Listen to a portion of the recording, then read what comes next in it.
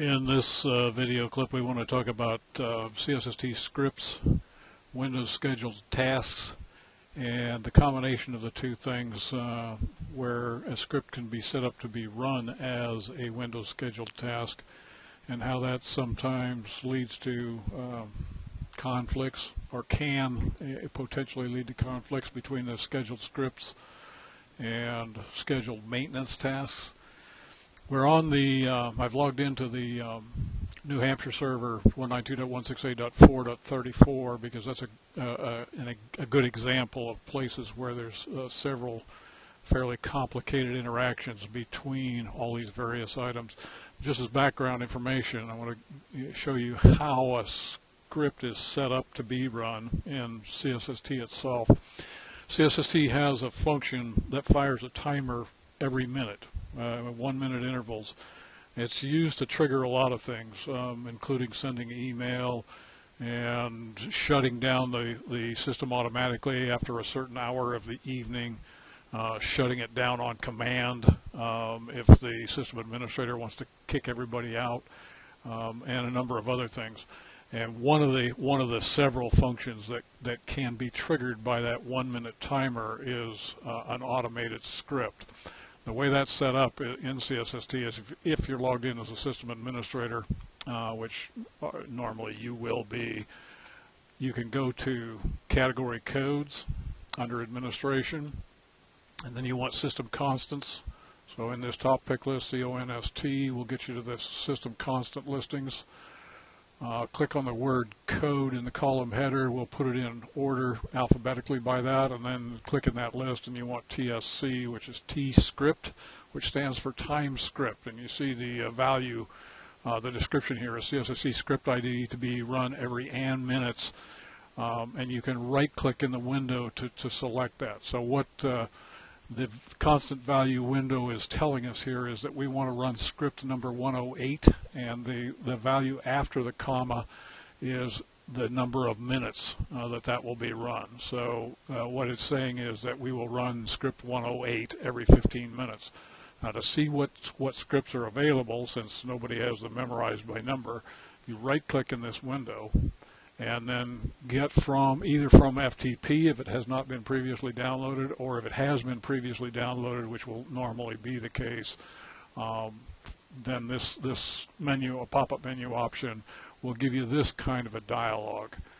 And the one that happens to be in use here is this one, FAP/RCA import combined command script, and I'll go into a little bit more of what's involved with that in a second. And if we then click activate here, it would just put that number, which is already in here, in this window. In fact, if I click cancel, it's going to do the same thing. Well, I clicked cancel, and it actually changed it to true here. So I'm going to click undo to change that back to the original. Had we selected it, it would have put the 108 in there, and it does change the timing to 240, which would be 4 hours. And then it pops up a little message that tells the user to edit that second value, the value after the comma, to every X number of minutes that they want it to run. That script then will be triggered by that 1 minute interval timer once, and then it won't be triggered again until this n number of minutes later, in which case it'll be triggered one more time. The script itself then can be written in such a way that it does things that it does nothing, unless it's a certain time of the day, or unless it's a certain day of the week. I mean, you could put it, basically scripts can be written to do anything at any time you want, including, and as is the case on some of these more complicated ones, run other scripts. So the command script in this case is actually simply an umbrella script that at certain times of the day, certain days of the week, it says, okay, if we haven't run this other script, then run it. And it will do that. And so the command script can be set up to run any number of other scripts. Now, those scripts in general have to be programmed by us, meaning me. They're FoxPro language scripts. CSST simply grabs those from a database and then compiles them on the fly into a executable program, and then executes that compiled code. Now, one thing that should be fairly obvious here is that none of this is going to happen unless CSST itself is running. And so what we do is in putting it up as a scheduled window task to be run at some oddball, 3 o'clock a.m. Sunday morning, something of that nature, is we have a separate version of CSST that's called, and I've mentioned this in some of the other video clips, it's called CSST XA.exe. And the only real difference between that and CSST itself is that it bypasses the login function, so it can be run unattended. Does not require a user login. It will just come up and run. So if you go to Start and Control Panel and then Scheduled Tasks, where is it? Here they are. You'll see here on this particular New Hampshire server that there's quite a few. There's a bunch of different things here. So this particular one, let's take a look at, is CAPBMC, which is Community Action Program of Belmont, whatever it is, the counties in New Hampshire. It's one of the agencies, one of the 6 agencies in New Hampshire. If we take a look at that, you'll see that it is the actual task, or the the executable in this case, is a batch file, CAPBMC autologin.bat. And it's scheduled to run weekly, once a week on Sunday at 11:30 a.m. And then if we cancel out of that and take a look at, we get rid of CSST momentarily here. Here it is. The batch files that we set up as scheduled Windows tasks by convention, not by necessity, but by convention, we put on the desktop. Simply for ease of access. So if I right-click and edit this puppy, you'll see what it does is it's got the net use commands to map the Z drive. That is no longer necessary. That harks back to the days when the New Hampshire servers were pointed to a third server for their data source, and that server was mapped as the Z drive, and each of the 3 different agencies on a particular server had to be mapped to a different folder on the third server as the Z drive. So those first 2 commands are really no longer they execute and they do the Z drive mapping, but it's no longer useful because the data has now been moved onto the local server in a data folder underneath the CSST root folder. But the third and the fourth, the bottom 2 lines of this batch file are pertinent, and that is the old -cd command, which changes it to the operating CSST folder for Belmont Merrimack as an agency, and then it runs the CSST XA executable. So, given the scheduling at 11:30 a.m. on Sunday morning. It's going to start up the CSST XA executable at that point, and that executable then will run without a login, without any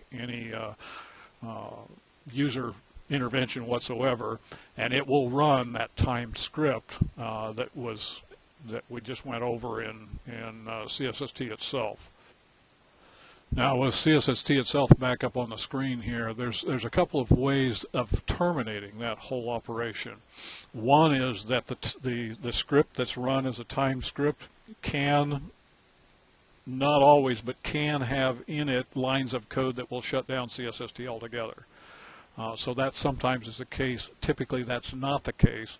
And so, therefore, there is another system constant setting back in this list of constants, AUTLGM, and I didn't quite get to it here. We'll scroll down to, here it is, AUTLGM, and you see that the description is CSST XA minutes after midnight to automatically shut down. That's set to 90, so that means that 90 minutes after midnight, meaning at 1:30 a.m. in the morning, that CSST XA application that has been run automatically by a scheduled Windows task will shut down at that time. It has to be before 8 a.m. in the morning, because if it's not, the CSST XA application is hard-coded to shut down no later than 8 a.m. in order to avoid conflicting with, the real CSST application that will be fired up as soon as users come in the morning and start using it. Now, in other scheduled Windows tasks, if we go back to Control Panel, Scheduled Tasks, you'll notice that there is an RCA maintenance. There should be a CAPBMC maintenance as well. This one, I'm going to look at, they will be identical except for starting the maintenance task in different installed folders of CSST, depending on which agency we're looking at. If you right-click, click Properties, and take a look at this one, you'll see that it also runs a batch file, RCA maint.bat, and the schedule for that is weekly at 5:07 a.m. on Sunday morning. So 5:07 Sunday morning, it's going to run that batch file, which if we take a look at that batch file is here.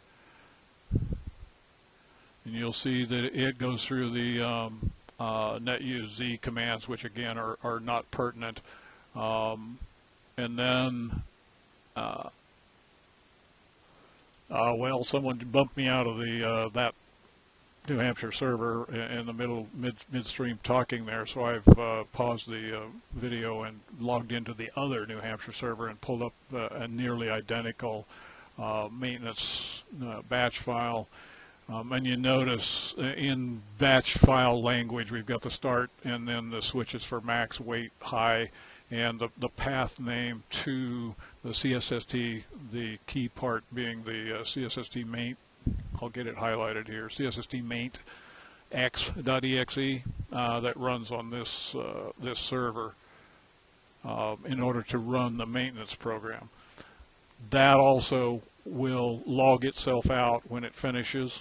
But the point being here that if there are conflicts in timing between the script that is running and needs access to CSST data and maintenance, which also needs access to CSST data but needs that exclusively, then there will be problems. In other words, if CSST maintenance can't run because there's a script running or CSST XA is running that has data files open, then maintenance will not be able to open them exclusively and it'll hang, leaving the nogo.txt file in place.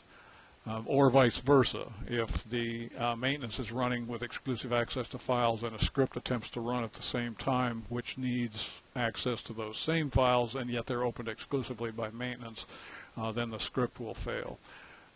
We think that we have the timing set correctly on all the scheduled Windows tasks so that does not happen, but it's something that has to be paid attention to and looked at closely. And if there are conflicts, and scripts are not running properly or CSST maintenance is not running properly on a particular server, then that's one of the first things to be checked to make sure that they're not stepping on each other. There are three main servers where this kind of operation is taking place on a fairly high level, fairly complex level, and that is both of the two New Hampshire servers that we've kind of looked at in this tape, 192.168.4.34, which I was on previously, and then this one, the 192.168.4.36 you see up here, is the other New Hampshire server. The third one that uses this kind of functionality in CSST fairly extensively is the Garrett County server, which we also host at 192.168.108.2. There are a handful of other user-run CSST installations that make use of scripting of this nature. For the most part, we've had no problems with them whatsoever because they're much simpler. So keep all this in mind and for future reference in troubleshooting.